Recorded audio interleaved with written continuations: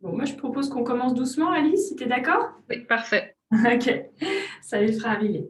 Alors, bienvenue donc à ce webinaire. On est ravis de vous accueillir sur le thème du réengagement des collaborateurs en ces temps bousculés.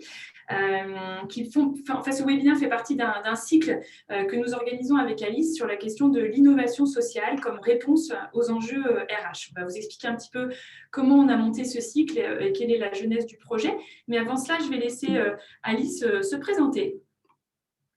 Bonjour à tous. Donc, moi, je m'appelle Lise de Castelnau. Je travaille depuis 13 ans comme consultante en organisation et en stratégie et depuis 4 ans à mon compte.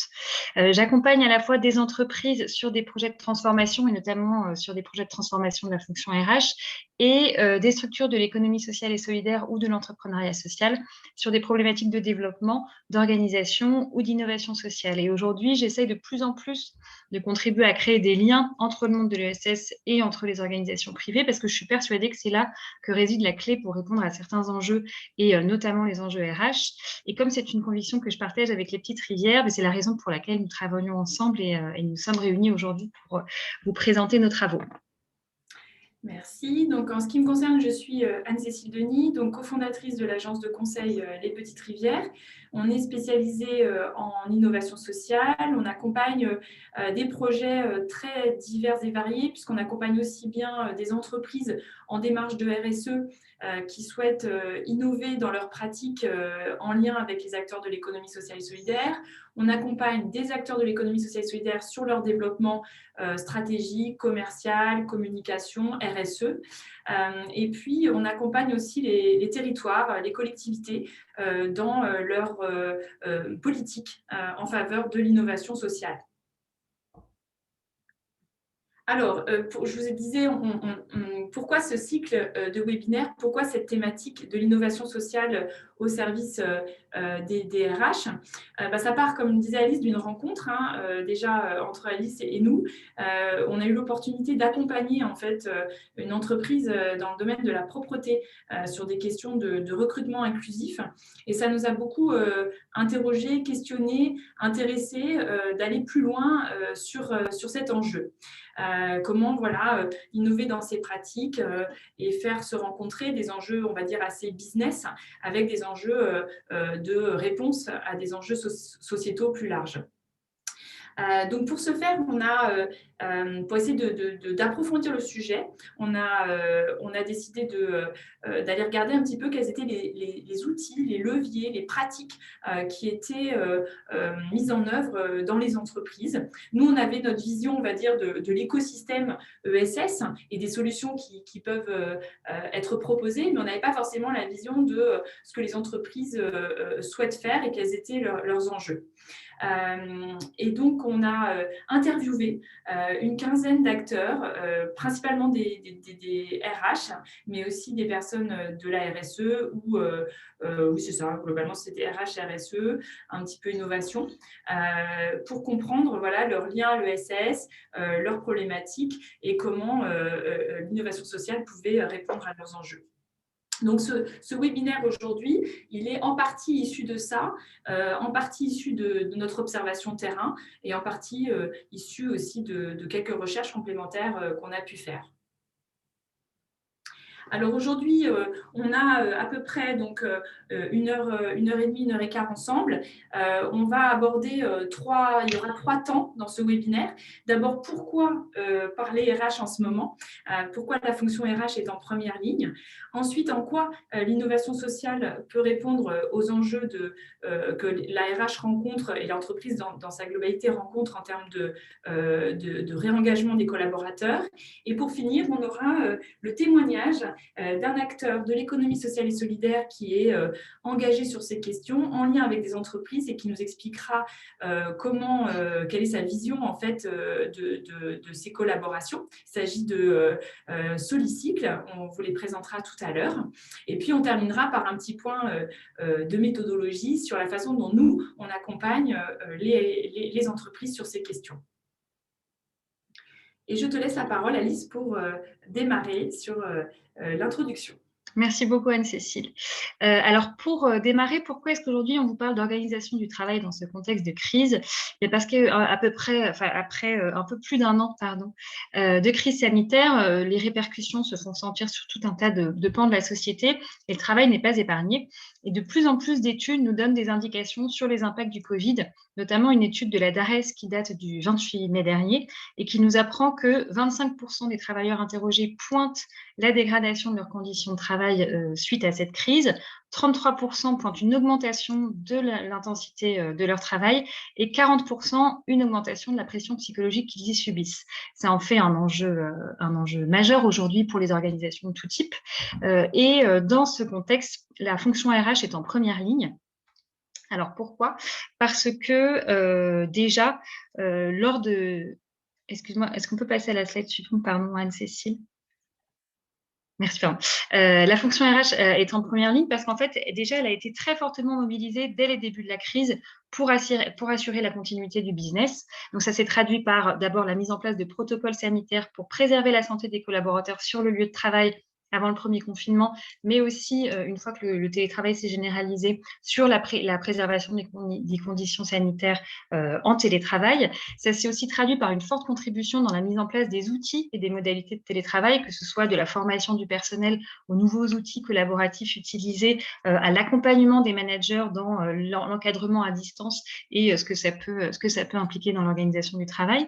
Et enfin, ça s'est aussi traduit par la contribution de la fonction RH à maintenir le lien en animant les équipes avec la mise en place de routines, de cafés à distance, de points d'échange entre les collaborateurs et tout outil ou action qui était nécessaire pour compenser, on va dire, la perte d'échanges informels ou de liens physiques qui avaient été mis en œuvre jusqu'avant la crise. Dès lors, comme la fonction RH a été très mobilisée depuis le début de cette crise, c'est aussi elle qui va et qui doit se mobiliser pour répondre aux enjeux de l'issue de la crise. On parle d'issue, en tout cas, de ces nouveaux enjeux qui arrivent après un an de crise. Et un de ces principaux enjeux qu'on vous présente aujourd'hui, c'est le réengagement des collaborateurs. Et nous, ce qu'on a identifié, c'est que dans le cadre de cet enjeu de réengager les collaborateurs, il y a 4 défis à relever pour la fonction RH. Le premier, c'est l'adaptation de l'environnement de travail. Le second, c'est la préservation de la santé des équipes. Le troisième, c'est la prise en compte de la quête de sens des salariés. Et le dernier, c'est le maintien du lien social et la fédération des équipes. Donc, comme on vous le disait en introduction, nous, ce qui nous paraît intéressant, c'est d'aller explorer ce que peut apporter l'innovation sociale pour répondre à ces enjeux. Peut-être pour débuter et donner quelques éléments de contexte, on a souhaité partager avec vous une définition. Donc ici, vous avez la définition du Conseil supérieur de l'économie sociale et solidaire qui nous dit « L'innovation sociale consiste à élaborer des réponses nouvelles à des besoins sociaux nouveaux ou mal satisfaits dans les conditions actuelles du marché et des politiques sociales, en impliquant la participation et la coopération des acteurs concernés, notamment des utilisateurs et des usagers ». De manière plus concrète, nous avons identifié 6 éléments constitutifs qui permettent de déterminer si une solution relève de l'innovation sociale. Le premier élément, c'est la prise de risque qui est inhérente à tout type de processus d'innovation.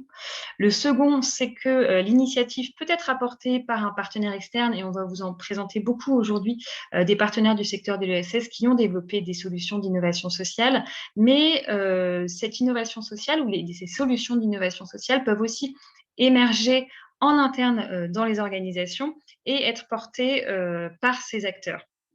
Dans l'innovation sociale, un des éléments constitutifs, c'est aussi la prise en compte de l'ensemble des parties prenantes, que ce soit les bénéficiaires, les contributeurs, les sponsors, les financeurs, depuis la conception du dispositif jusqu'à sa mise en œuvre en passant par les différentes étapes de validation. Dès lors, il est important de mettre en place un processus itératif et une solution d'innovation sociale doit nécessairement être tournée vers l'usager, que l'on peut aussi appeler bénéficiaire, puisque son objectif initial va être de répondre ou combler un besoin des usagers, donc des bénéficiaires cibles. Enfin, parce que l'innovation sociale doit répondre à un besoin bien spécifique, il est également indispensable de prévoir de l'évaluation de son impact de manière à être en capacité de la qualifier et à s'assurer qu'elle répond à son objet premier. Plus spécifiquement, nous, on pense que faire appel aux acteurs de l'économie sociale et solidaire pour répondre à une problématique RH, c'est opportun. Pourquoi? Déjà parce que c'est un secteur qui s'est énormément professionnalisé, en particulier sur les 10 dernières années, avec des domaines d'expertise assez poussés.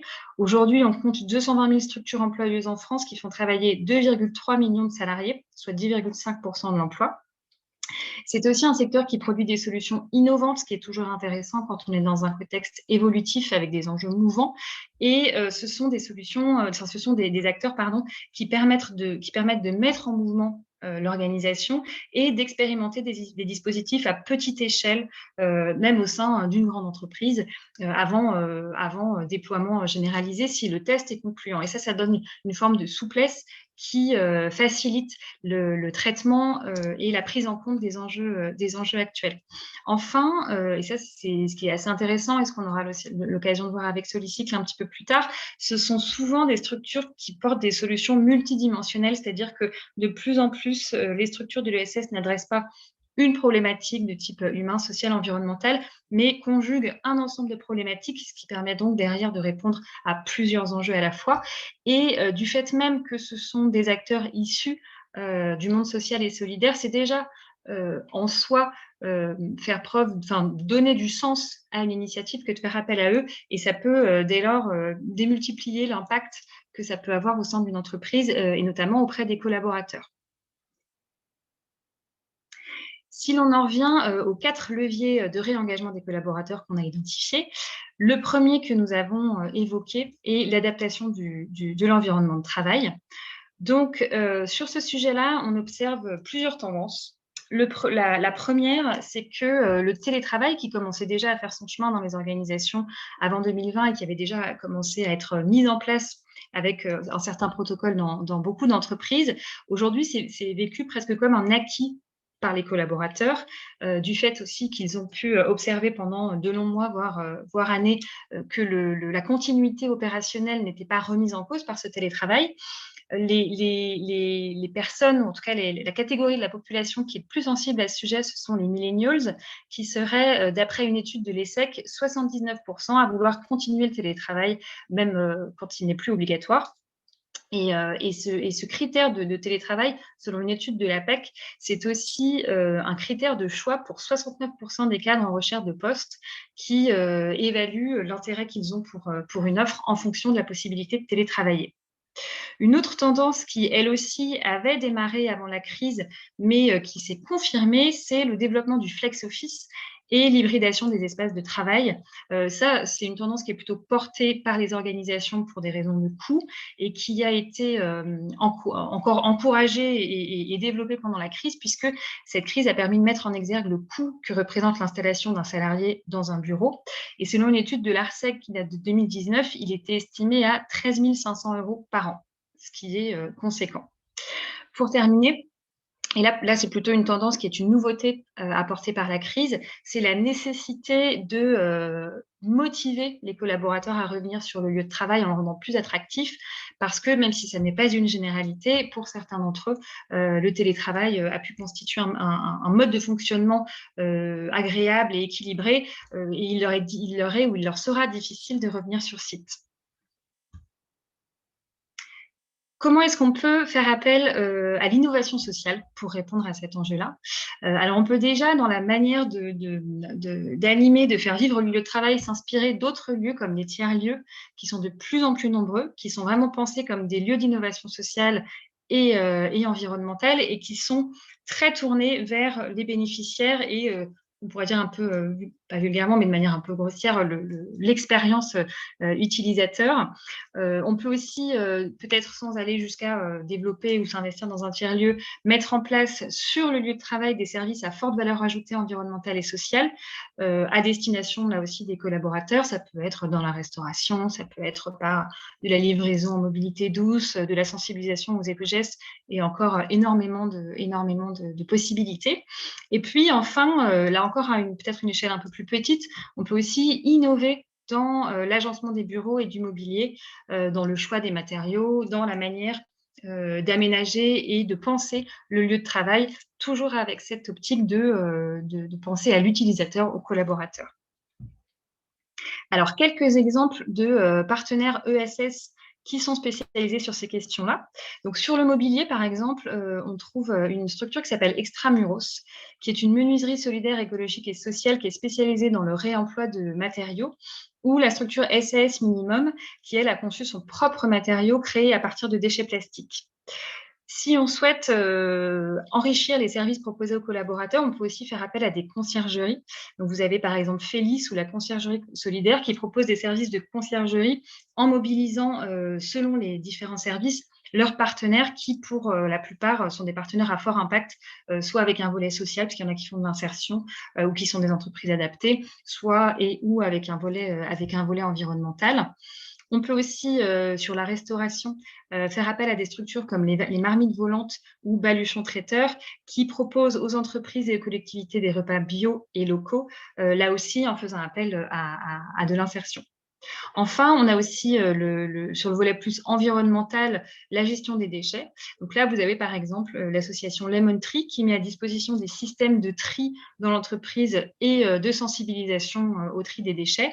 Et puis, vous avez la structure Cèdre qui est une entreprise adaptée qui, elle, s'est spécialisée dans la collecte et le tri des déchets en entreprise.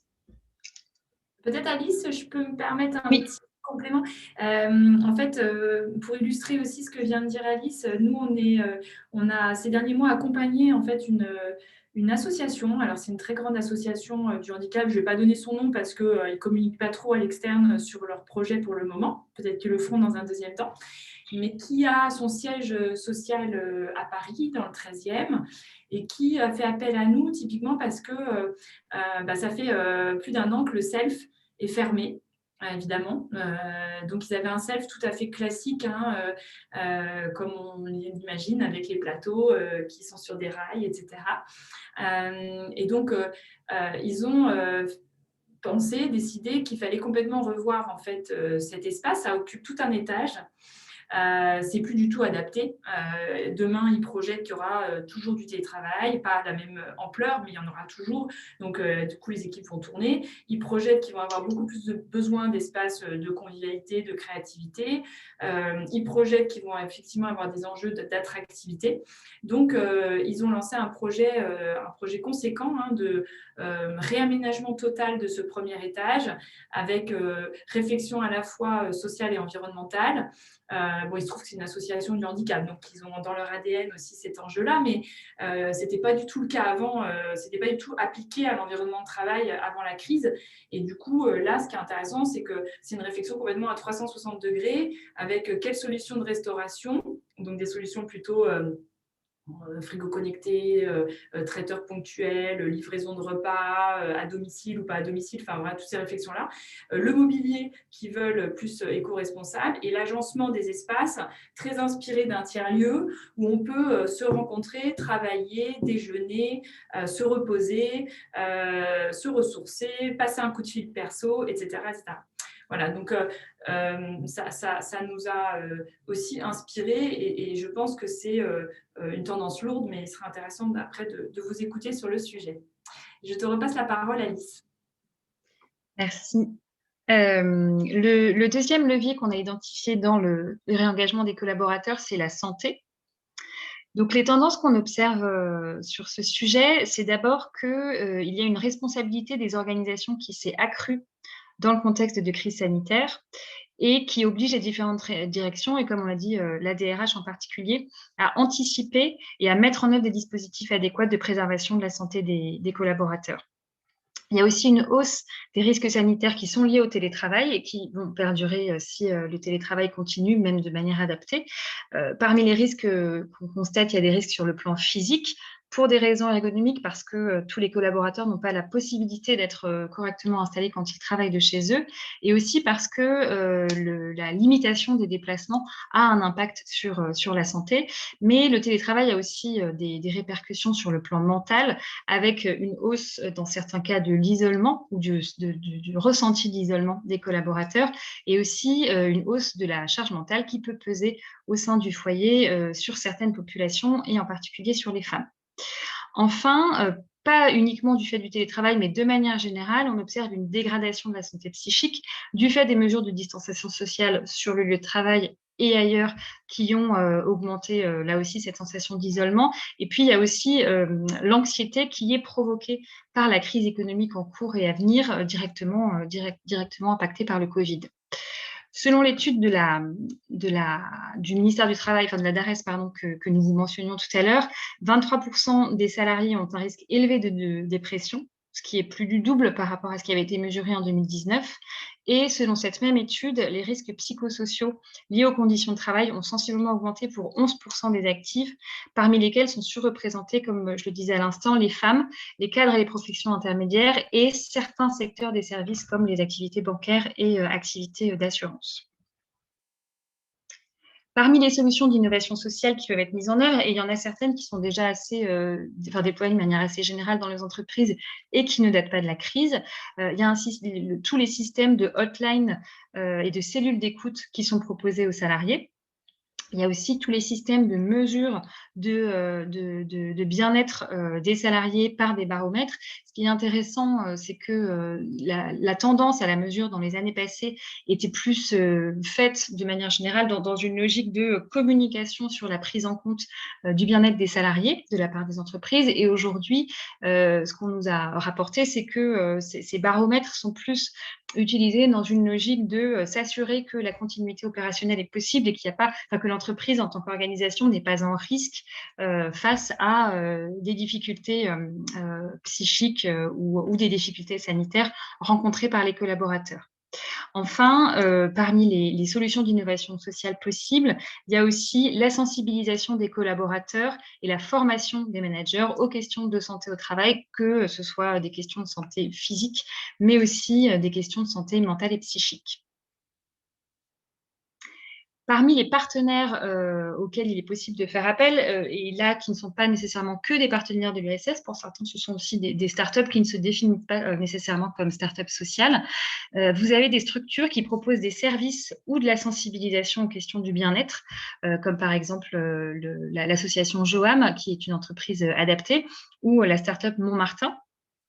Pour la mesure, vous avez des startups comme Supermood et Bloomin qui, elles, se sont vraiment spécialisées dans la mesure de l'engagement au travail des collaborateurs, qui est donc, comme on le disait, d'actualité aujourd'hui. Vous avez aussi des associations comme Clubhouse France, dont la vocation initiale n'est pas nécessairement de sensibiliser ou de faire des actions de sensibilisation à la santé psychique en entreprise, mais qui, du fait de son développement, s'est tourné vers ces questions, ou l'association Psychodon, qui contribue à faire rayonner et à faire connaître la maladie mentale, les problèmes de santé mentale et aussi les problèmes de santé mentale en entreprise. Et enfin, parce qu'on a beaucoup parlé de santé mentale, mais il y a aussi la santé physique, on peut aussi faire appel à des partenaires qui sont spécialisés dans la pratique du sport. Donc, vous avez par exemple l'association Ciel Bleu, qui a développé à l'origine un système, des principes plutôt d'activité physique adaptée qui s'adressent à des personnes fragilisées, donc notamment dans des EHPAD, mais qui, avec le temps, s'est aussi déployé en entreprise et qui peut être adapté à l'environnement de travail parce que parmi les fondements de la méthode Ciel Bleu, il y a le fait que c'est quelque chose, que ce sont des exercices assez basiques et qu'on peut faire en tout temps et en tout lieu. Vous avez aussi des startups comme la startup Olympe qui, elle, organise du coaching sportif dans les locaux de l'entreprise, donc ce qui permet à la fois de préserver la santé des collaborateurs, mais aussi, comme on le disait tout à l'heure, de rendre aussi attractif le lieu de travail par la proposition de services tournés vers le bénéficiaire. Merci Alice. Du coup, je vais enchaîner avec les deux autres axes que nous avons identifiés, axes de travail pour les RH en ce moment. Le troisième axe que nous avons identifié, c'est la quête de sens des salariés qui s'est accrue avec la crise et auquel les entreprises aujourd'hui doivent répondre. Concrètement, là encore, c'était des tendances qui étaient présentes avant, mais qui se sont renforcées avec la crise. On constate une prise de conscience individuelle et collective sur le sens du travail qui s'est fortement renforcée. À titre d'exemple, donc selon une enquête Ipsos, 85% des salariés estiment essentiel ou important que leur entreprise leur permette de se sentir utile aux autres. Donc, cette question du travail qui a du sens a été vraiment remise, je dirais, en priorité. Selon l'étude de la DARES dont on parlait tout à l'heure, et c'est une cause de souffrance d'ailleurs, 6 actifs sur 10 signalent être exposés à des conflits de valeurs. Donc, ça aussi, c'est un facteur de désengagement et à un moment donné, ça génère l'envie d'aller vers quelque chose qui est plus en phase avec ses valeurs et qui a plus de sens. Enfin, peut-être un dernier chiffre qu'on trouvait intéressant, il y a une étude qui a été faite par Randstad à la suite du premier confinement et qui montrait qu'un tiers des personnes interrogées avaient envie de changer de job à l'issue du premier confinement. Donc, ça avait généré vraiment des prises de conscience, des remises en cause. Alors, parfois, c'est un peu violent, mais c'est aussi, je dirais, pour le mieux. Et ça bouscule l'entreprise qui se retrouve responsable aussi de trouver des solutions pour continuer de donner du sens et aussi donner l'opportunité aux collaborateurs de s'engager, pourquoi pas, dans des projets d'intérêt général. C'est d'ailleurs un facteur aujourd'hui de marque employeur. Les jeunes générations et de plus en plus l'ensemble des actifs vont être attirés par des entreprises qui proposent cette possibilité d'engagement. Alors, nous, au niveau de nos observations en termes de bonnes pratiques, ce qu'on observe, c'est comme réponse, c'est la mise en place de partenariats avec des associations locales. Je dirais que c'est le premier levier, le levier le plus évident, mais pas si facile à mettre en œuvre. Le deuxième levier, ça peut être de favoriser l'entrepreneuriat ou l'intrapreneuriat, et tant qu'à faire à dimension sociale. Et puis, un troisième levier qu'on voit se développer dans les entreprises, c'est le fait de mobiliser des collaborateurs, alors ça peut être une équipe ou des membres de plusieurs équipes, autour de défis sociaux et environnementaux. Quelques exemples d'acteurs qui peuvent accompagner les entreprises dans ces enjeux-là, qui peuvent intervenir. On va avoir les plateformes de mécénat de compétences qui se sont beaucoup développées ces dernières années et qui, selon plusieurs retours qu'on a eu de DRH, ont vu en fait leur fréquentation exploser avec la crise. C'est des plateformes comme Vendredi ou Wenabi.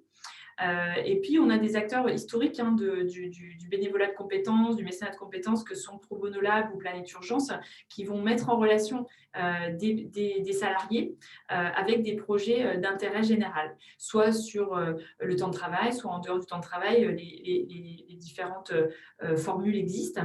Vous avez aussi de plus en plus d'entreprises qui proposent des hackathons, des défis collectifs qui consistent à se réunir pour trouver des solutions, accompagner par exemple une start-up sociale sur une problématique ou une association sur un enjeu de développement.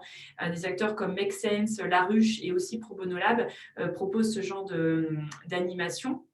Et puis, on constate que les salariés, comme je disais, ils ont envie de s'engager, ils ont aussi envie de s'engager localement, ils ont envie de s'engager aussi à l'échelle individuelle et aussi par rapport à leur personnalité, à leurs compétences.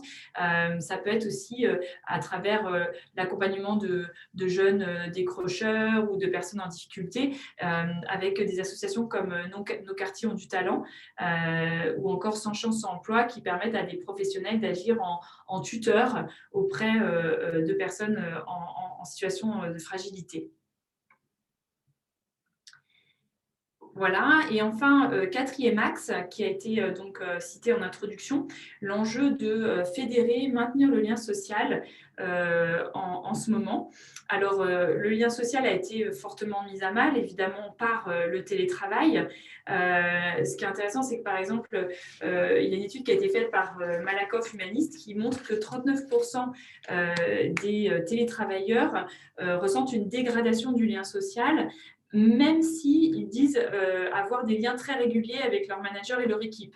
En fait, c'est assez différent. On peut être très fortement relié professionnellement par des réunions, etc. Mais le fait qu'il y ait, par exemple, une baisse importante des échanges informels fait qu'on se sent moins part d'un collectif et on ressent cette perte un peu du lien qu'on avait avant de manière tout à fait, on va dire, inconsciente dans l'entreprise. Et puis le principe même, je dirais le mot même de distanciation sociale porte en lui cette question de la privation du lien qu'on a tous vécu et qui du coup est un enjeu qui est accru aujourd'hui dans les entreprises. Comment faire culture, comment faire valeur commune, comment faire groupe, alors même que tout a été finalement fait pour que on tombe dans une forme d'individualisme dans notre façon aussi de travailler.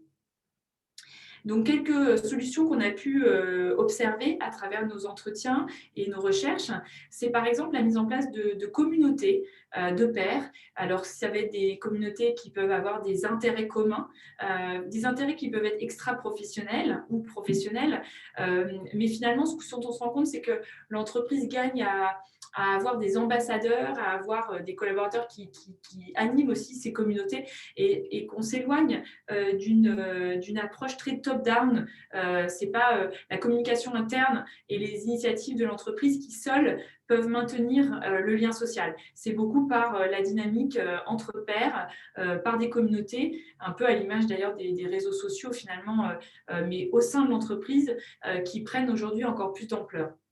La deuxième façon de traiter ces questions, c'est recréer de l'informel à distance. Donc, c'est très artificiel, mais on va voir ensuite quelques solutions qui peuvent être mises en œuvre pour recréer cet informel qui ne peut plus avoir lieu à la pause café, à la cafette, entre deux réunions. Et puis, troisième élément, c'est la question de la reconnaissance.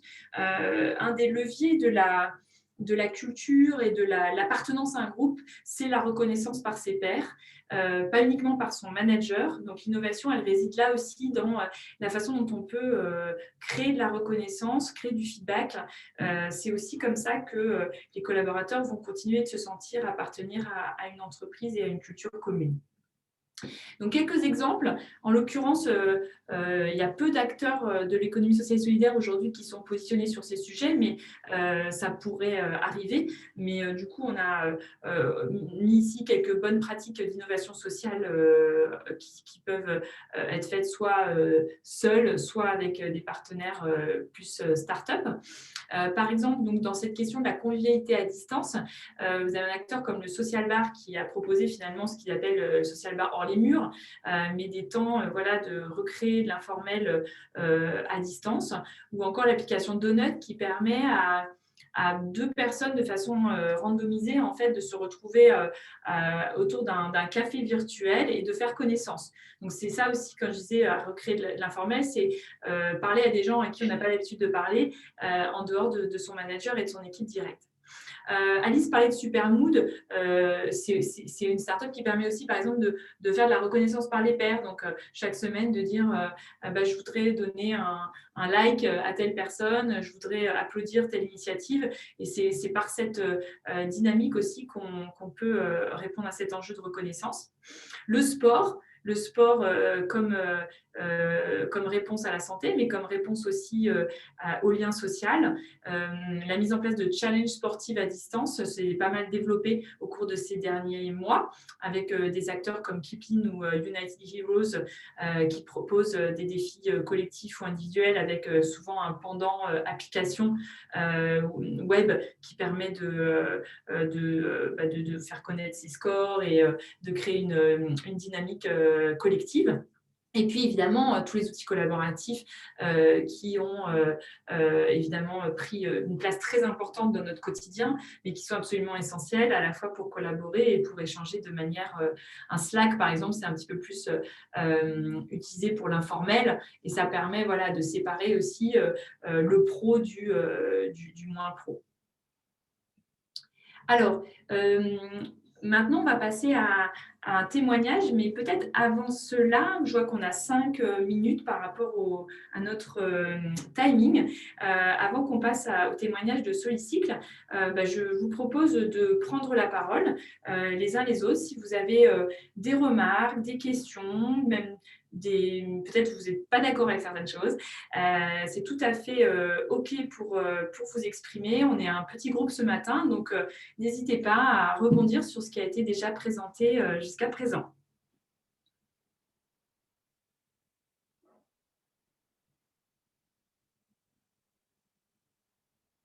Si c'est trop impressionnant de prendre la parole, vous pouvez aussi utiliser le chat et nous dire en quelques mots si vous avez des choses à rajouter, si vous êtes d'accord, pas d'accord, s'il y a des choses qui vous étonnent.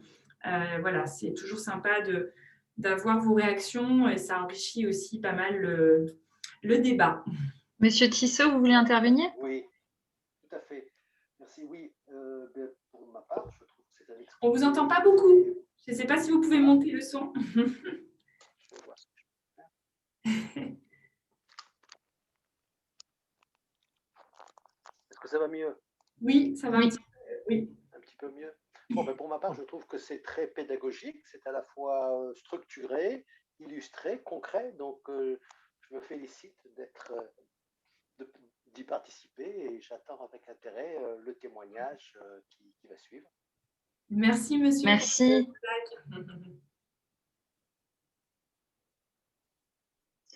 Vous pourrez aussi poser vos questions à l'issue de la présentation de ce cycle, hein, bien sûr. Bon, si personne ne se lance, je ne voudrais pas couper l'herbe sous le pied de quelqu'un. On va passer au témoignage et puis voilà, vous pouvez réfléchir à vos questions et on vous redonnera la parole après, il n'y a pas de souci. Alors, j'accueille donc Marion Georges, qui est responsable du projet Solicycle. Elle va nous expliquer de quoi il s'agit dans quelques secondes. On a eu l'occasion de travailler ensemble avec Marion et avec Alice d'ailleurs. Première question, voilà, Marion, tout simplement, est-ce que tu peux nous présenter le projet Solicycle, un petit peu en quelques mots son histoire et ce que fait Solicycle aujourd'hui? Bien sûr, et bonjour à tout le monde.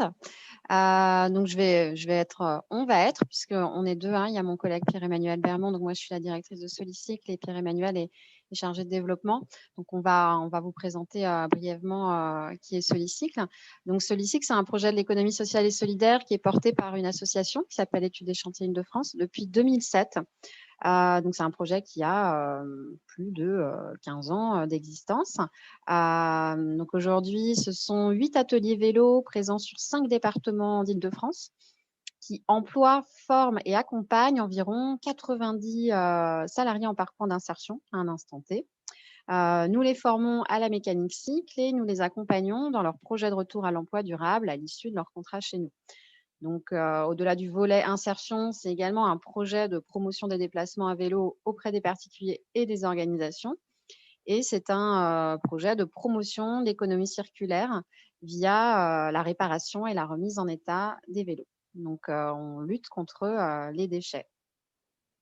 Et Pierre-Emmanuel, je ne sais pas si tu veux compléter sur le volet entreprise spécifiquement. Ah, on ne t'entend pas, Pierre-Emmanuel. Il faut mettre ton micro. Ouais. Moi, je peux présenter donc, nos partenaires et les services. Du coup, je ne sais pas si vous m'entendez. Oui. Très bien. Ouais. Super. Alors, donc Solicycle travaille avec différentes structures, donc des collectivités, des bailleurs sociaux, des associations et notamment des entreprises. On propose différents types de services. Donc, soit c'est de la réparation de vélo, réparation classique en magasin, sauf que c'est sur place au sein des entreprises. De l'autoréparation, où on apprend aux gens à réparer. Du marquage bicicode, on fait aussi de la remise en selle pour redonner confiance aux gens à faire du vélo, à prendre le vélo pour du vélo taf, en l'occurrence pour les entreprises. Et on fait aussi de la vélo-école et de la mise à disposition et de l'entretien de flottes de vélos. Et concernant les entreprises, globalement, en fait, il y a un changement des pratiques qui va dans le sens en fait, du partenariat. C'est quelque chose qu'on observe depuis plusieurs mois, notamment depuis la reprise petit à petit donc la sortie Covid.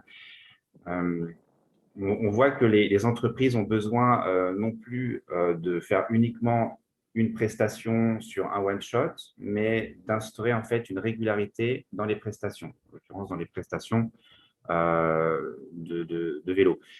Je prends juste une petite minute pour citer l'exemple de L'Oréal, avec qui on travaille maintenant depuis un peu plus de 2 ans. On a démarré à la base au siège Monde de L'Oréal à Clichy sur donc une animation. Après, on en a fait 2, 3. Ça s'est bien passé. On a réussi à trouver un un équilibre pour passer régulièrement. On a pérennisé les actions sur ce site-là.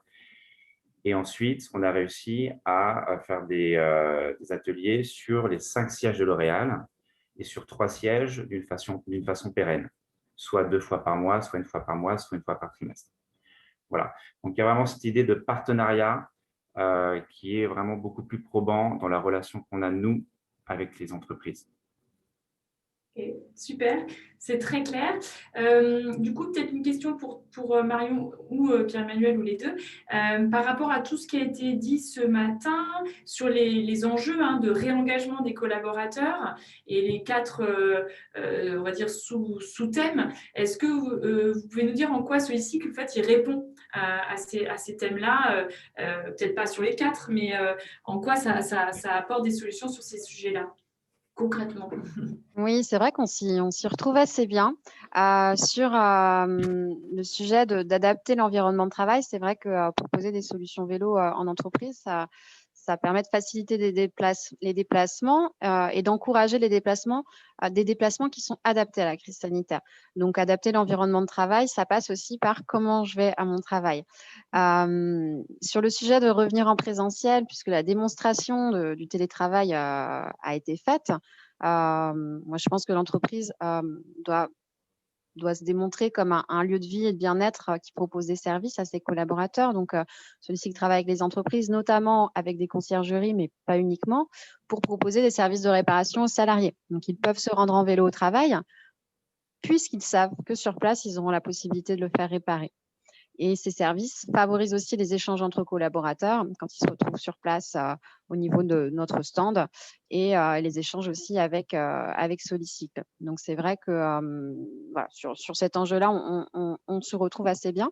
Sur la question de la santé des équipes, clairement, la crise sanitaire a pointé les limites des transports en commun, notamment avec la difficulté à y respecter la distanciation physique et particulièrement aux heures de pointe.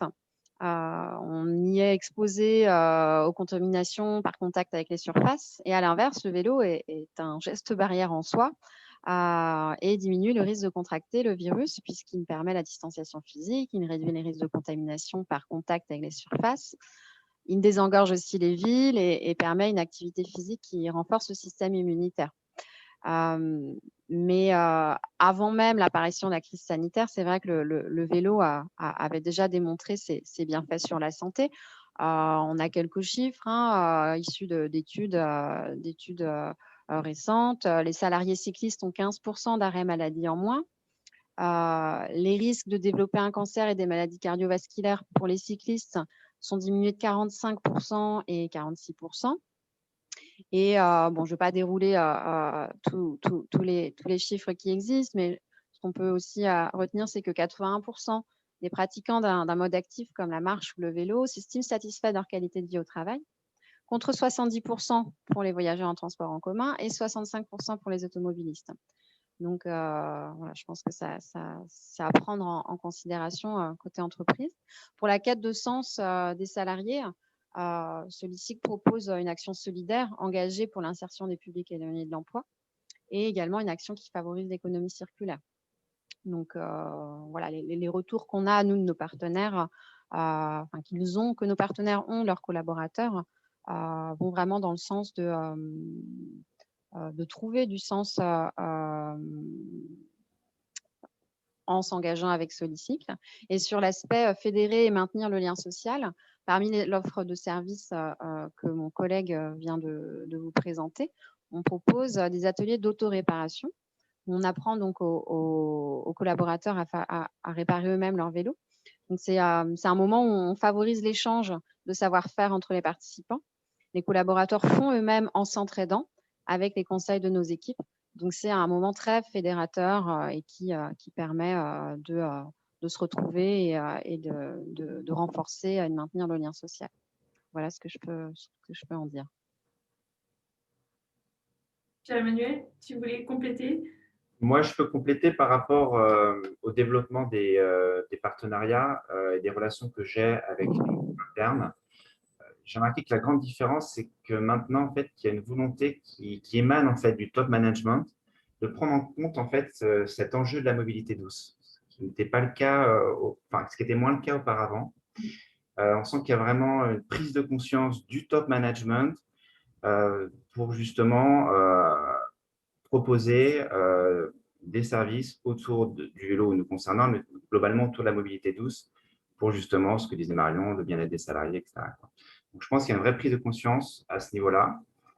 Et on n'est plus sur une demande de service classique ou pour apporter un confort aux salariés, mais l'aspect sociétal est maintenant intégré principalement dans le développement en fait, de nos services. Et j'ai envie de dire que en fait, le côté multidimensionnel en fait, de nos services, ça fait aussi la différence dans nos partenariats. On a sur les cycles, effectivement, c'est de l'insertion, c'est de la mobilité douce, c'est du réemploi. Et en plus de ça, on propose plusieurs types de services. Donc, cette multidimension fait qu'on arrive à toucher davantage d'entreprises sous différents critères. Peut-être on peut s'appesantir un petit peu sur la mission sociale de Solistic parce que j'imagine que vous pouvez être en concurrence avec une start-up qui propose de la réparation de vélos en entreprise. Du coup, peut-être pour qu'on comprenne bien, vous offrez tous ces services à l'entreprise, donc de réparation, c'est vraiment des mécaniciens professionnels. Voilà, c'est vraiment un service, on va dire, très rodé, très efficace. Mais vous pouvez nous préciser un petit peu ce que vous faites sur le volet social, qu'on comprenne bien que s'engager avec Solistic, c'est pas juste, entre guillemets, enfin c'est déjà énorme, mais c'est pas juste favoriser la mobilité douce en entreprise, c'est aussi soutenir un projet d'intérêt général. Effectivement, donc comme je le disais en introduction, donc Solistic, c'est 8 ateliers vélo qui sont des dispositifs d'insertion qui emploient chacun environ 12 personnes qui sont en contrat d'insertion. Donc, ce sont des personnes qui sont éloignées du marché du travail, qui pour la plupart n'ont pas travaillé depuis longtemps.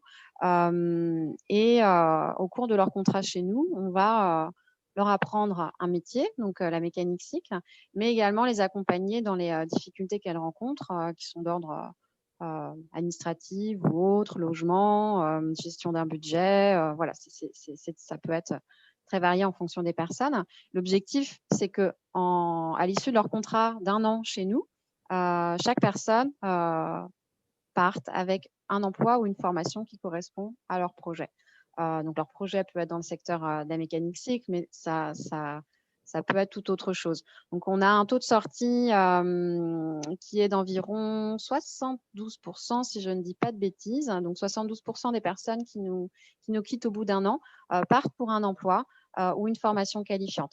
Donc, effectivement, voilà, c'est pas forcément ce qu'on met tout de suite en avant quand on est en contact avec une entreprise, mais l'entreprise va faire appel à nous plutôt qu'à une start-up du vélo que voilà, il en existe un certain nombre parce qu'il y a ce côté, cette dimension sociale et solidarité, voilà, qu'on va pas trouver chez la concurrence, pour reprendre tes mots, Cécile.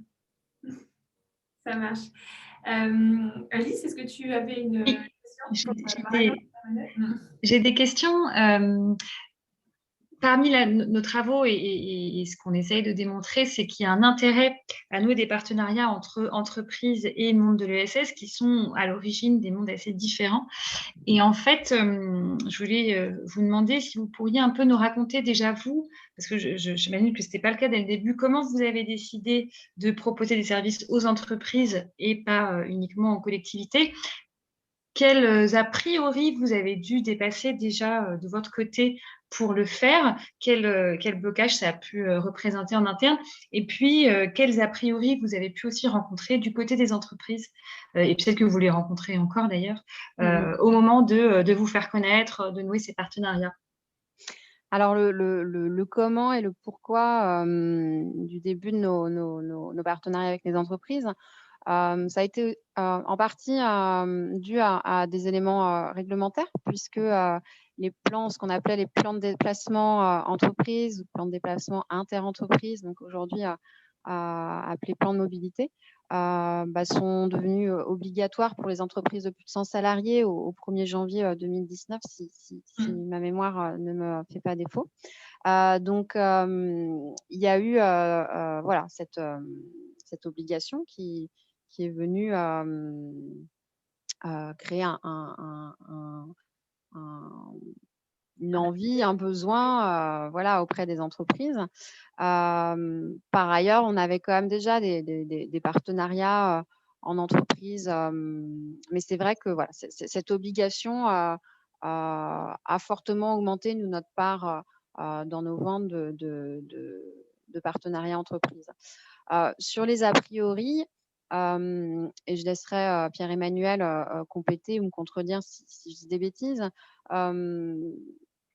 parfois, ils peuvent être dus au volet insertion que l'on porte, mais généralement, voilà, c'est un a priori qui ne dure pas très longtemps puisque nos salariés sont encadrés par un professionnel de la mécanique cycle diplômé qui généralement a travaillé des années en boutique avant. Donc, il y a vraiment ce côté rassurant d'avoir quelqu'un d'aguerri qui encadre l'équipe et qui vérifie l'état des vélos. Et généralement, voilà, au bout d'une fois, puisque, comme le disait Pierre-Emmanuel, on construit petit à petit, donc ça passe souvent par un premier atelier. Au bout d'une fois, voilà, l'entreprise est rassurée. Donc, c'est pas forcément voilà, un aspect qu'on nous met en avant. C'est plutôt une force. Donc, je ne sais pas, toi, Pierre-Emmanuel, s'il te vient en tête des choses sur potentiellement des a priori ou des freins qu'on a pu rencontrer. Globalement, je vais un peu reprendre ce que tu dis, c'est-à-dire que on travaille en général main dans la main avec les entreprises et en fait, elles apprennent à nous connaître comme on apprend aussi à les découvrir. Donc, même si à la limite, elles ont certains a priori, pas forcément des freins, mais ça peut être des a priori sur le monde de l'insertion, on parlait de personnes en contrat d'insertion, elles se rendent compte que, à force justement de travailler main dans la main, que ça se passe tout aussi bien, voire mieux, qu'avec d'autres structures qui ne sont pas d'insertion. Donc, au fur et à mesure que le partenariat se construit, les freins en fait disparaissent et deviennent même des atouts. C'est juste un plus. C'est-à-dire que ça se passe bien, mais en plus, on fait de l'insertion. Donc, globalement, c'est plutôt positif pour nous. Néanmoins, il arrive des fois que, d'ailleurs, ce n'est pas que c'est chez les entreprises, que le côté insertion puisse créer un blocage, j'ai envie de dire, irrémédiable. Et globalement, c'est plutôt un avantage. Et je rebondis sur ce que tu dis, Marion, et je finirai par ça, c'est qu'il y a un grand professionnalisme aussi, parce que c'est toujours encadré par une personne qui n'est pas en contrat d'insertion. Donc, c'est ça aussi qui fait la différence. Ce n'est pas une équipe d'insertion qu'on envoie sans connaître leurs compétences. Donc, globalement, c'est plutôt positif pour nos partenariats. Et peut-être, j'ajouterais en complément, et ça revient à ce que tu disais tout à l'heure, Pierre-Emmanuel, en fait, l'enjeu aussi pour que ça se passe bien, ou qui fait que ça se passe bien quand il y a des partenariats noués entre entreprises et ESS, c'est qu'on n'est pas dans de la prestation, mais justement dans cette logique partenariale que tu évoquais à l'instant et tout à l'heure, et qui facilite aussi les modalités de travail et peut-être la posture de chaque partie prenante vis-à-vis de l'autre. Tout à fait. C'est vrai que quand ce n'est pas un partenariat et que c'est juste sur un one-shot, sur une prestation, des fois, l'entreprise qui fait appel à nous va moins nous prendre en considération, va moins s'intéresser à notre projet. C'est-à-dire qu'elles ont envie de mettre en place une animation, elles ont entendu parler de nous, elles vont sur Internet, insertion ou pas insertion, réemploi ou pas, on fait de l'animation vélo, on compare un prix, ça passe ou pas. Mais justement, ce qu'on explique depuis tout à l'heure avec Marion, c'est que cette tendance-là est en train de changer et c'est de moins en moins le cas. Et même quand c'est le cas, on arrive quand même à faire face à cette demande parce qu'encore une fois, on a aussi un résultat parce que c'est toujours des ateliers qui sont drivés par des personnes qui sont aguerries en mécanique cycle, etc. Mais effectivement, il y a quand même un changement de tendance sur le fait que le partenariat permet justement de prendre plus le temps et de se connaître et de moins avoir d'a priori, de comprendre que les a priori en fait, que peut-être certaines structures avaient, en fait, c'est plutôt quelque chose qui va se transformer en des aspects positifs. Des aspects positifs, d'ailleurs, pour tout le monde.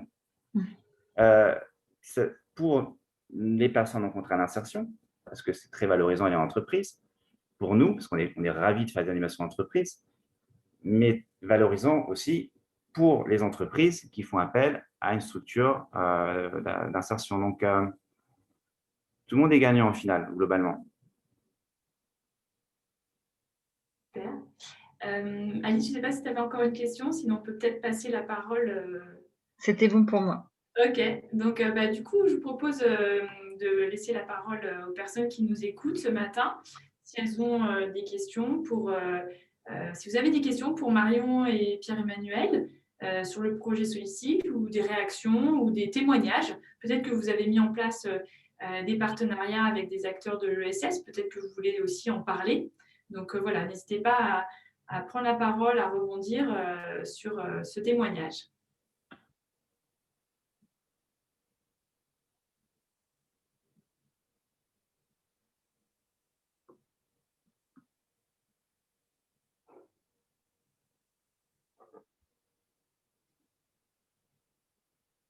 Est-ce que quelqu'un veut se lancer? Pas facile de se lancer.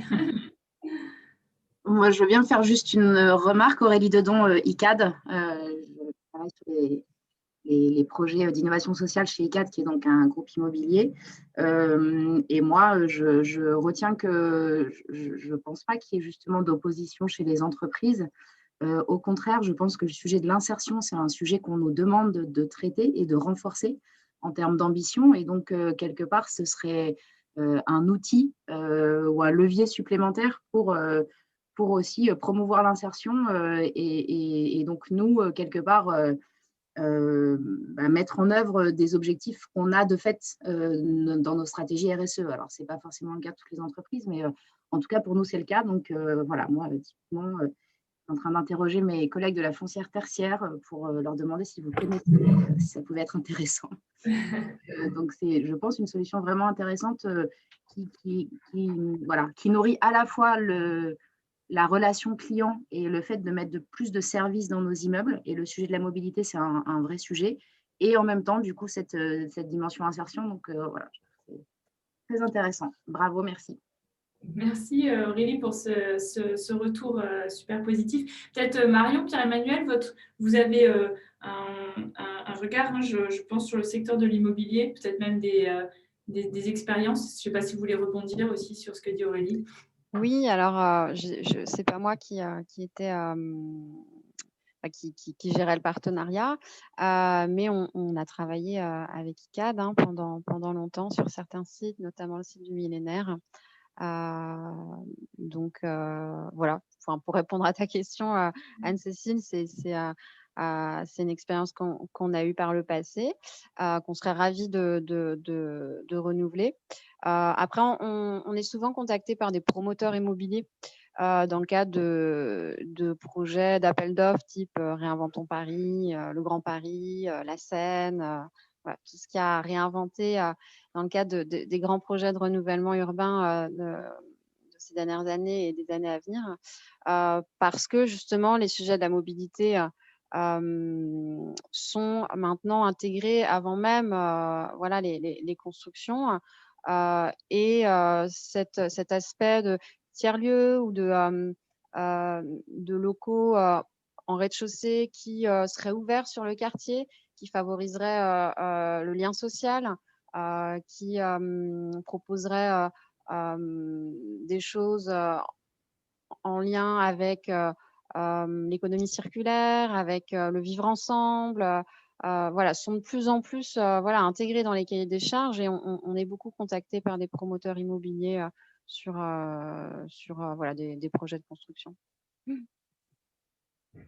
D'ailleurs, ça me fait penser, Marion et Pierre-Emmanuel, on n'en a pas parlé là, mais vous êtes aussi, j'imagine, un partenaire intéressant pour des entreprises qui ont des clauses sociales. Ça peut être aussi, alors, je pense notamment à l'immobilier, mais peut-être aussi dans d'autres domaines.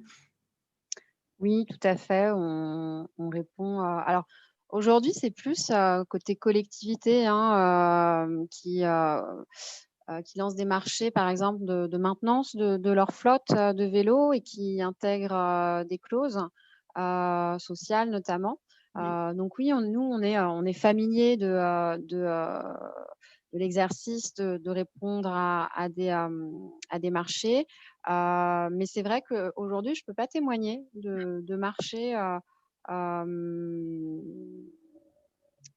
avec lesquels on a répondu en partenariat avec des entreprises. C'est vraiment uniquement sur le public et on a répondu en propre.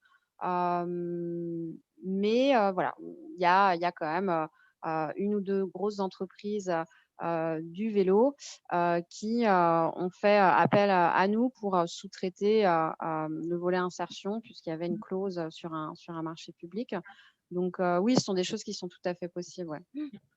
Qui pourraient se développer à l'avenir. Exactement. Merci pour cette réponse et ce complément. Est-ce que quelqu'un d'autre veut intervenir, poser une question ou tout simplement réagir à ce qui a été dit jusqu'à présent?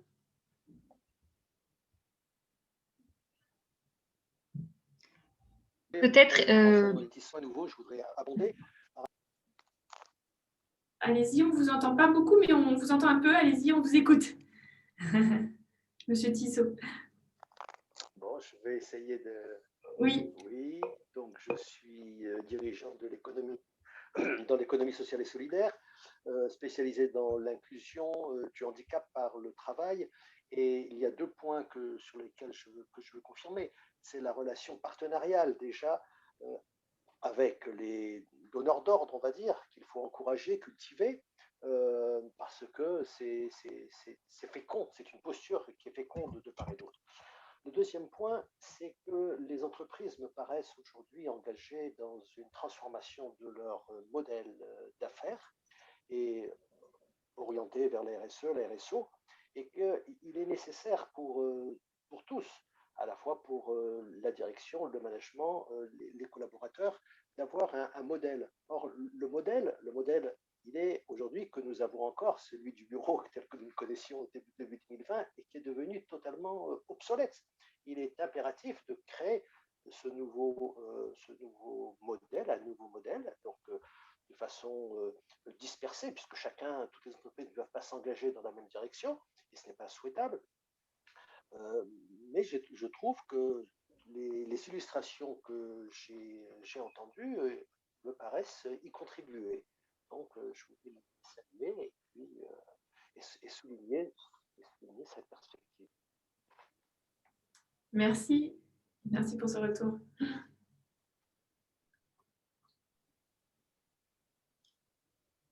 Peut-être, est-ce qu'il y a d'autres participants qui sont issus du secteur de l'ESS ou de start-up sociales qui auraient envie de partager sur eux ce qu'ils proposent? Je pense par exemple, si vous en avez envie, bien sûr, Edouard de Salarium.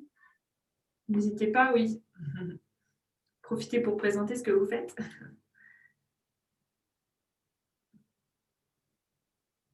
Non. Edouard a dû s'absenter. Bonjour, du coup, je vais profiter pour prendre la parole. Merci beaucoup. Moi, je suis Martine Lollet, je suis directrice adjointe d'une EA qui s'appelle Emploi, avec un A, MPLOI. Donc, nous, en fait, on est une entreprise adaptée, on est 68 salariés.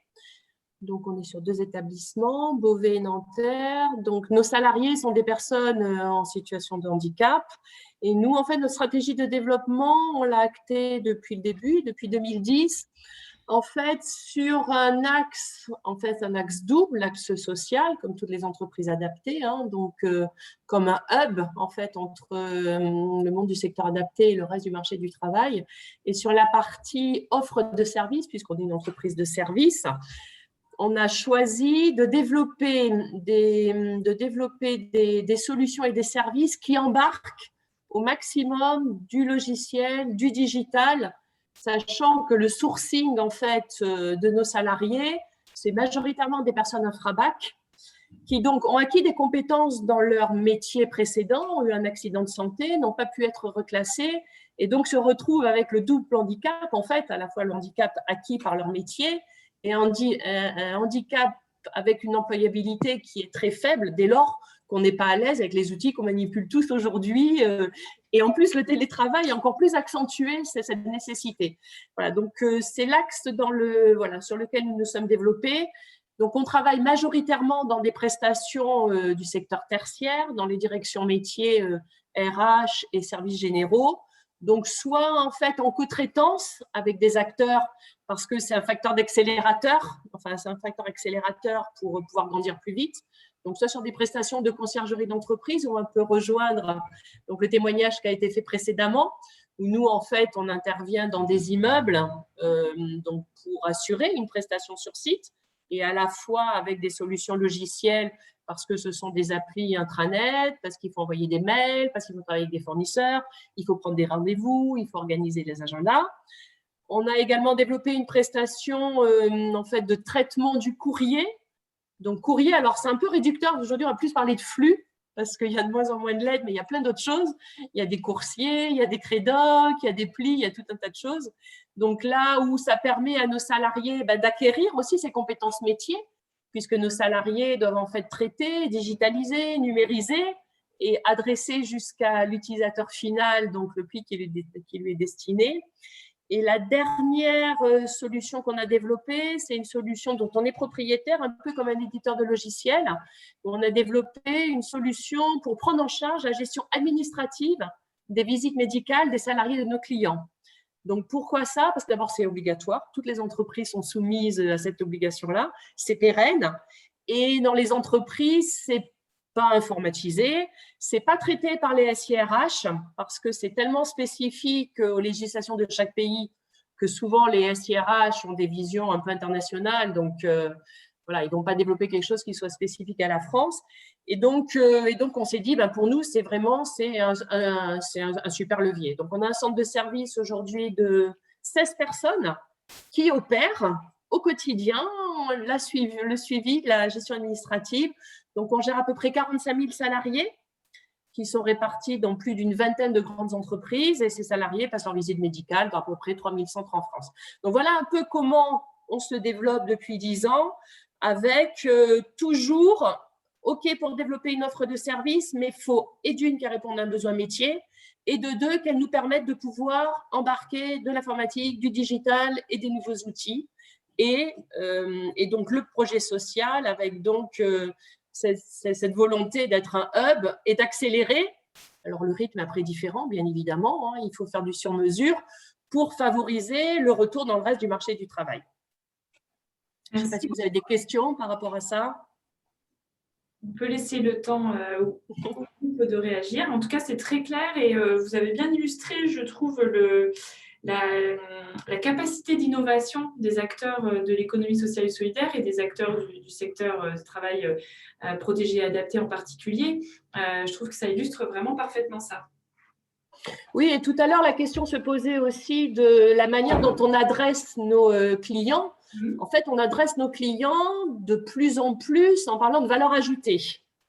Alors, il s'avère que, bien évidemment, on est une entreprise adaptée. Donc, derrière, ils peuvent récupérer 30% de la prestation qu'ils nous confient, mais on est attentif, en fait, à dire à nos clients et à nos prospects, on existe, on se développe, nos prestations ont de la valeur ajoutée pour vous. Rencontrons-nous, on vous écoute, on vous dit ce qu'on peut amener. C'est comme ça, en fait, qu'on co-construit. Voilà, qu'on arrive à co-construire. Alors, parfois, ce n'est pas aussi simple que ce que je décris, bien évidemment, mais ça veut dire que derrière, il faut de la communication, il faut de l'accompagnement, il faut des partenaires, il faut un écosystème. Il faut un écosystème et que toute cette dynamique dans laquelle vous êtes aussi, elle contribue à faire que nous sommes des acteurs à part entière de cette dynamique économique. Voilà, avec juste une spécificité, c'est qu'on a des salariés pour lesquels il faut qu'on soit attentif. Et pour ça, on perçoit des subventions pour les accompagner, pour les former, pour travailler sur ces mobilités. Mais les clients l'entendent de plus en plus. Ils ont aujourd'hui chez eux des responsables RSE, des responsables achats responsables, qui sont des espèces de chefs d'orchestre qui vont aller solliciter les directions métiers et leur expliquer l'avantage, etc. Les responsables mission handicap, bien évidemment, les responsables développement durable, les responsables QVT. Voilà, donc il y a de plus en plus d'acteurs qui sont nos prescripteurs en interne pour favoriser notre développement. Et nous, on dit toujours, si vous achetez notre prestation, si on vous vend notre prestation, c'est parce que derrière, nous, on recrute. Après, si vous ne voulez pas, voilà, après, c'est peut-être pas le bon moment. Il nous est arrivé parfois, notamment sur ce sujet des visites médicales, d'être face à des clients qui souhaitaient garder cette prestation en interne. Parfait. Nous, on ne va pas vendre pour qu'ils virent par ailleurs des gens. Ça n'a pas de sens. Non, là, le mot-clé, c'est impact social et c'est ce que vous incarnez parfaitement. Merci pour ce retour. Merci. Merci à vous. Je vois que l'heure tourne, du coup, s'il n'y a pas d'autres questions, mais n'hésitez pas à lever la main, hein, on la prendra. Je te propose, Alice, de passer à un peu la conclusion de ce webinaire sur la façon dont on peut vous accompagner, on peut accompagner les entreprises et les acteurs de l'ESS à générer de l'innovation sociale au service des enjeux RH. Exactement. Et en fait, nous, donc comme le disait en introduction Anne-Cécile, on a déjà travaillé ensemble, on continue de travailler ensemble, on s'attache à consolider un peu nos outils. Donc, on peut intervenir sur 3 volets qui sont soit dissociables les uns des autres, mais qui peuvent aussi être pensés comme un tout et comme un processus. Le premier, qu'on a appelé diagnostiquer, donc là, ça va être plutôt d'aider notamment les entreprises à identifier et cartographier les enjeux RH qui s'imposent à elles et les préciser. Ça va aussi consister à comprendre un petit peu comment l'entreprise s'organise aujourd'hui pour répondre à ces enjeux RH et ou enjeux RSE et l'intérêt qu'on y trouve dans cette partie de diagnostic, c'est que en fait aujourd'hui il existe différentes manières d'organiser la RSE et de l'articuler avec les RH dans les entreprises. Mais ce qu'on a pu constater lors de notre étude, c'est qu'il y a des façons de faire qui sont plus efficaces que d'autres et en fonction de chaque enjeu RH identifié, il y a des bonnes pratiques qui peuvent être mises en œuvre et ou sur lesquelles on peut s'appuyer si elles existent déjà dans l'entreprise. Donc, c'est aussi l'intérêt un peu de cette phase de diagnostic, c'est d'aller comprendre comment s'organise la RH et la RSE et aussi comment est-ce qu'elles interagissent avec les autres directions, les autres métiers, mais aussi comment, est-ce qu'il y a dans l'entreprise à différents niveaux, y compris à des niveaux le plus local possible, des pistes de solutions existantes. Enfin, dans cette phase de diagnostic, ce qu'on propose aussi, c'est d'aider notre interlocuteur à identifier des solutions d'innovation sociale, donc un peu à l'image de celles qu'on vous a présentées aujourd'hui, qui peuvent être soit, comme je vous disais à l'instant, des solutions qui pourraient émaner de l'organisation interne, soit par de la cartographie un petit peu poussée des acteurs ou des dispositifs étatiques aussi que l'entreprise pourrait actionner pour répondre à ces enjeux. Et une fois qu'on a établi un petit peu tout ce diagnostic, c'est là qu'on va pouvoir passer à la conception. Donc, c'est notre deuxième volet d'intervention où là, on peut intervenir aussi bien du côté entreprise que du côté acteur de l'ESS, quand c'est le cas de partenariat. Là, l'idée, ça va être d'aider les acteurs à co-construire un projet pilote. Comme on le disait un petit peu plus tôt, un des atouts quand on fait appel à l'ESS, c'est qu'on fait appel à des structures qui sont assez innovantes et flexibles. Donc, on peut tester à petite échelle une première solution avant de la généraliser, ce qui représente une prise de risque un petit peu moindre et un investissement en coût qui peut s'avérer avantageux pour l'entreprise. On peut donc nous aider à co-concevoir ces projets pilotes. On peut aider de manière plus concrète à sourcer et à faire appel à des partenaires identifiés d'un côté ou de l'autre, que ce soit par l'acteur de l'ESS ou du côté de l'entreprise. On va aider les acteurs à définir les modalités de mise en œuvre du dispositif qu'ils souhaitent mettre en place, donc les moyens à mobiliser, la gouvernance, les ressources aussi humaines à mobiliser, les outils de pilotage et de mesure d'impact.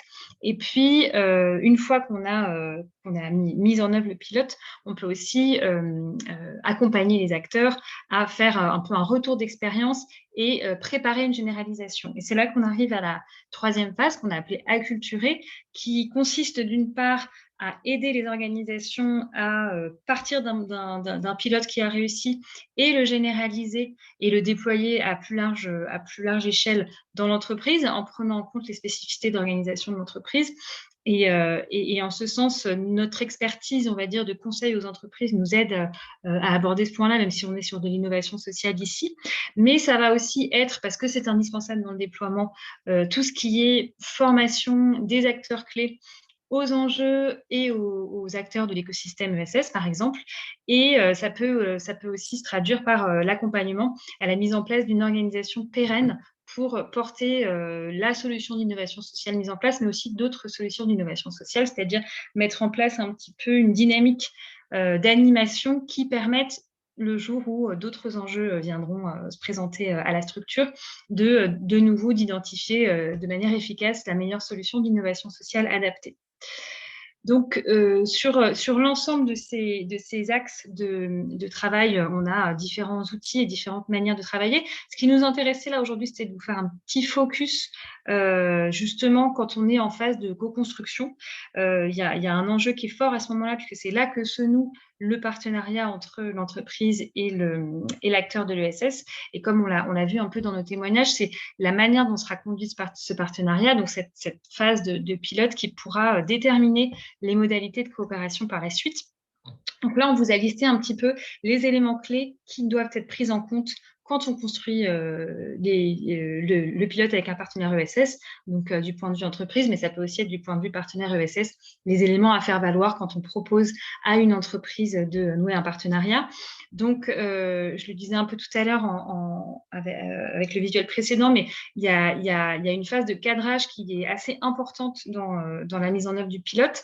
C'est important de définir précisément le périmètre sur lequel on souhaite tester la solution en fonction de l'enjeu qu'on a identifié, d'être assez clair sur la problématique à laquelle on répond, et j'y reviendrai parce que ensuite on va aller mesurer, donc on a tout intérêt à savoir exactement le problème pour lequel, enfin le besoin pour lequel on souhaite adresser une réponse et s'assurer que la solution qu'on met en place y répond bien. Évidemment, bon, le planning, ça c'est de la gestion de projet classique.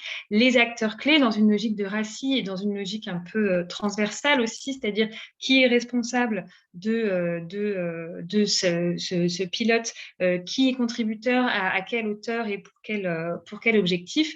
Et puis, comme je disais juste avant, dès le départ, bien identifier les modalités d'évaluation, c'est-à-dire les indicateurs et les outils sur lesquels on va s'appuyer pour mesurer l'impact de ce dispositif dans l'optique de prouver qu'il est efficace ou pas et s'il est efficace, de le généraliser à plus large échelle. Parmi les autres éléments clés à prendre en compte, c'est d'avoir une approche transverse avec les directions, en faisant de la DRH un peu le garant du lien entre ces différentes directions. Dans l'étude qu'on a menée il y a quelques mois, comme je le disais tout à l'heure, on a identifié qu'il y avait des organisations qui fonctionnaient mieux que d'autres pour innover socialement, et plus les directions étaient cloisonnées entre elles, que ce soit les achats, le développement durable, quand c'était une direction à part, la RSE ou l'innovation, et moins l'entreprise était innovante. Donc, il y a aussi un gros enjeu dès la conception du pilote à faire contribuer toutes les directions impliquées. Et ce qui est intéressant, c'est que comme la DRH est garante, on va dire, de tout ce qui est humain et échange humain au sein de l'entreprise, elle peut tout à fait prendre sa place comme chef d'orchestre, j'ai envie de dire, de cette transversalité. Ensuite, il y a aussi dans la définition des acteurs l'intégration des parties prenantes et au plus tôt, en particulier en interne, et l'intérêt, enfin il peut y avoir un intérêt assez important à désigner des ambassadeurs du pilote. Pourquoi ? Parce que c'est eux qui vont de manière informelle contribuer à faire un peu évoluer parfois les mentalités au sein de l'entreprise sur la solution qui est en train d'être mise en œuvre, et ce sera du temps de gagner pour le moment où l'entreprise aura envie de démultiplier cette solution. Il faut évidemment impliquer le management, alors pour tout un tas de raisons qu'on ne va pas forcément décrire dans le détail aujourd'hui, puisqu'on aura d'autres occasions d'approfondir toutes les questions liées au management qui sont assez importantes dans ces enjeux RH qu'on a identifiés. Pour autant, que ce soit le top management, le middle management ou le management opérationnel des contributeurs au projet, l'implication est extrêmement importante, entre autres choses parce que souvent il y a une réticence à libérer du temps des collaborateurs pour faire autre chose que leur fonction. Et si ce temps n'est pas donné et si les collaborateurs ne sont pas appuyés par leur management pour mettre en œuvre le dispositif, ça présente des risques que le dispositif ne fonctionne pas. Ensuite, il y a le fait de cadrer des modalités de collaboration précises avec le partenaire. Ça fait écho un peu à tout ce qu'on s'est dit avec les différents témoignages, être dans une relation partenariale plus que de prestation. Et dans cette même idée, en fait, ce qu'il est important de la part de chacun des acteurs, c'est de se dire qu'on est dans un système d'échange. C'est-à-dire qu'on a d'un côté, par exemple, le partenaire ESS qui va apporter une prestation à l'entreprise, donc qui apporte de la valeur à de l'entreprise, mais qui va aussi, un peu comme le disait Pierre-Emmanuel, tirer profit du fait de travailler avec une entreprise, que ce soit pour des histoires de modalités de collaboration de travail, d'inspiration ou d'image. Et à l'inverse, l'entreprise s'appuie sur ce que lui apporte le partenaire ESS, mais a aussi vocation à faire grandir ou en tout cas à apporter à sa manière de la valeur aussi aux partenaires ESS. Du coup, comme je disais à l'instant, on a identifié beaucoup d'enjeux, beaucoup de sujets qu'on a envie de traiter et d'approfondir dans le cadre de nos webinaires. Le premier, il sera sur l'inclusion, donc plus spécifiquement, le prochain, on l'a appelé « Être une entreprise inclusive en 2021 » et ça sera structuré de la même manière qu'aujourd'hui, c'est-à-dire de l'info, des faits, des tendances, des chiffres et puis des témoignages. Donc ça se passe le 8 juillet et comme aujourd'hui, c'est entre 11h et 12h30, donc on vous y attend nombreux. On a une question. Oui, bonjour. Edouard, oui, je fais très rapidement vu qu'on finit à 30, mais c'était pour déjà merci pour votre présentation qui était assez claire et puis qui présentait de manière assez pédagogique les enjeux, les solutions et les exemples concrets mis en place. Je suis du coup, juste pour rebondir sur l'intervention d'Alice et sur les questions de santé des collaborateurs. Du coup, je suis donc nouveau stagiaire chez Salarium, qui est en fait une start-up du coup, qui répond à ces enjeux-là de bien-être des collaborateurs, mais plus sur le point de vue, sur le plan financier et budgétaire. Donc, on est une start-up, on est reconnu solidaire d'utilité sociale, donc on a l'agrément ESUS. Et donc, notre objectif, on s'est rendu compte qu'environ 60% des salariés donc, étaient préoccupés par leur situation financière d'un point de vue objectif ou d'un point de vue ressenti, mais que du coup, ça a impacté donc, leur performance au travail, leur stress, leur anxiété. Et du coup, nous, on a essayé de se positionner en répondant à ce problème, en fournissant via des diagnostics budgétaires, donc l'équivalent un peu d'un contrôle technique pour une voiture, mais du coup, là, pour son budget, aux salariés d'entreprise, notamment donc pour leur apporter une sérénité financière sur le temps long. Donc, c'est un accompagnement qui est financé dans un premier temps par l'entreprise, puis il y a de l'accompagnement qui s'étale ensuite de manière annuelle par les salariés eux-mêmes ou dans des cas de difficultés urgentes par l'entreprise également. Et donc voilà, c'était juste pour ouvrir un petit peu par rapport sur le champ des possibilités et sur ce qui existe aujourd'hui. Merci beaucoup. Ce que je propose pour conclure ce webinaire, c'est que si vous êtes d'accord, Emploi, Salarium et Solicycle, c'est qu'on joigne vos coordonnées à l'envoi du support et du replay, parce qu'il y a beaucoup de gens qui nous ont dit ne pas pouvoir être présents aujourd'hui, mais qui attendent le replay. Donc, si ça vous va, on va joindre vos coordonnées, parce que je trouve qu'effectivement, vous avez chacun votre manière bien illustré le propos aujourd'hui. Je voudrais dire un grand merci à Marion et Pierre-Emmanuel qui ont préparé avec nous ce webinaire et pour s'être rendus disponibles et en amont et aujourd'hui. Je sais que ce n'était pas forcément en plus facile dans vos agendas respectifs. Donc, un grand merci à vous. Et puis, merci Alice. Et on se donne rendez-vous ceux qui peuvent le 8 juillet et parlez-en autour de vous. La thématique, ce sera donc l'entreprise inclusive. Donc, on parlera RH, mais cette fois-ci avec un volet très recrutement, formation, comment innover donc dans le recrutement et la formation des collaborateurs, sachant que la crise révèle aussi des tensions sur certains jobs et que l'ESS est un partenaire de choix pour y répondre. Voilà, donc un grand merci à tous. Et Merci beaucoup. à très bientôt.